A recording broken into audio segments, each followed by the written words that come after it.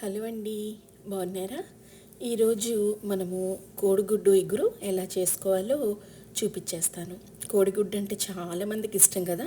నాకైతే చాలా చాలా ఇష్టం. అది ఏ రకంగా అయినా నాకు చాలా ఇష్టం అన్నమాట. సో నా స్టైల్లో ఎలా చేసుకోవాలో చూపించేస్తాను. ఇప్పుడు ఒక మూకుడు తీసుకుని ఒక టేబుల్ స్పూన్ నూనె పోసుకుని అందులో కొంచెం పసుపు, అలాగే ఒక అర టేబుల్ స్పూన్ కారము వేసుకుని మనము కోడిగుడ్లను వేసుకోవాలి.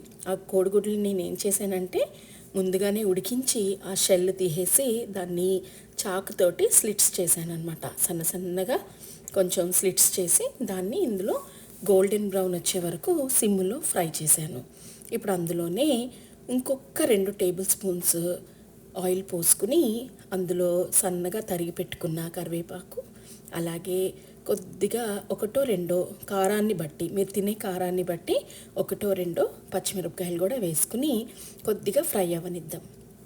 ఇప్పుడు నా దగ్గర ఒక మీడియం సైజు ఉల్లిపాయ ఉందన్నమాట. నేను దాన్ని చాపర్లో వేసుకున్నాను. సో అలా సన్నగా తరిగి పెట్టుకున్న ఉల్లిపాయను కూడా మనం అందులో వేసుకుని ఒక్కసారి కలిపేసి మూత పెట్టేసుకుందాం. మూత పెట్టేసుకుని అది చక్కగా మగ్గే వరకు దాన్ని మిక్స్ మిక్స్ మిక్స్ అలా మగ్గి కొద్దిగా అటు ఇటు నూనె కొంచెం బయటకు వస్తుందన్నమాట. అలా వచ్చాక అందులో ఒక టేబుల్ స్పూన్ ఉప్పు, అలాగే మనము ఎంత కారం తింటామో అంత కారము వేసుకోవాలి. అలాగే కొద్దిగా పసుపు వేసుకుని దాన్ని మరొకసారి కలిపేసుకుందాము.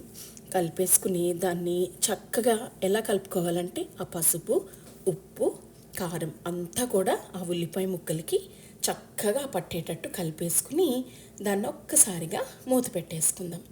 అలా మూత పెట్టుకుని దాంట్లో ఇప్పుడు ఏం చేసుకుందామంటే అది కొంచెం మగ్గే లోపల ఒక మీడియం సైజ్ టొమాటోని తీసుకుని దాన్ని కూడా నేను చాపర్లో వేసుకున్నాను. సో మీడియం సైజ్ టొమాటోని అందులో వేసుకుని దాన్ని చక్కగా ఉడకనిద్దాము. అలా ఉడికిన దాంట్లో ఇప్పుడు ఒక నిమ్మకాయ సైజ్ అంత చింతపండుని తీసుకుని నేను దాన్ని ముందే నానబెట్టి పెట్టుకున్నాను. సో అందులో నుంచి చిక్కటి రసాన్ని తీసుకుని మనం అందులో పోసేసుకుందాము. ఇప్పుడు ఆ టొమాటో, ఉల్లిపాయ, అలాగే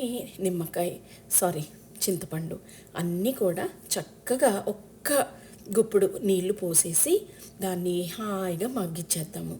దాన్ని మూత పెట్టి మీడియం ఫ్లేమ్లో దాన్ని మంచిగా మగ్గనిచ్చేద్దాం. అలా మగ్గిన దాంట్లో ఇప్పుడు ఒక్కసారి మూత తీసేసుకుని ఇప్పుడు అందులో మనము ఏదైతే కోడిగుడ్లు ఉన్నాయో ఆ కోడిగుడ్లని ఫ్రై చేసి పక్కన పెట్టుకున్నాం కదా, ఆ కోడిగుడ్లను తీసుకుని ఇప్పుడు ఇందులో వేసేసుకుందాము. వేసేసుకుని దాన్ని చక్కగా అవన్నీ కూడా అందులోకి డిప్ అయ్యేటట్టుగా ఆ గ్రేవీతోటి దాన్ని కోడిగుడ్లన్నిటిని కవర్ చేసేద్దాం.